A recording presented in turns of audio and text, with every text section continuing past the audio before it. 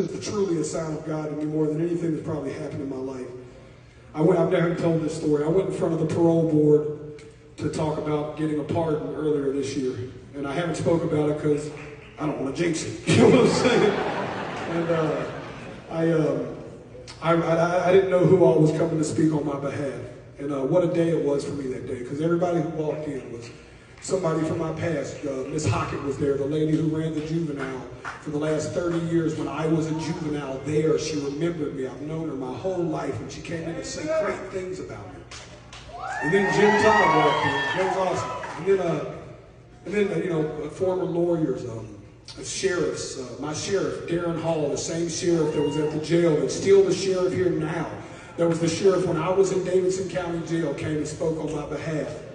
And I was like, man, this is God. And then Jim Todd walked in. And that was the first time I got nervous. Because Jim Todd was the district attorney that put me in jail for the charge that I was asking to be pardoned for. And I was like, this might be the first guy that comes in and says something mean about me. And Jim came in and he told the story about the Dinkins Education Center and how I was the first one to stand up and write a check to try to help them kids. And it reminded me that, thank you.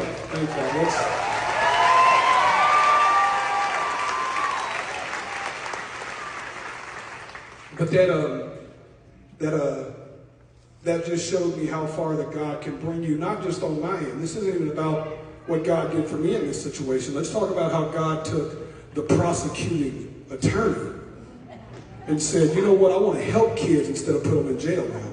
I want to do what I can to go try to give kids love. I see thoughts in the system and I want to partner and do something different.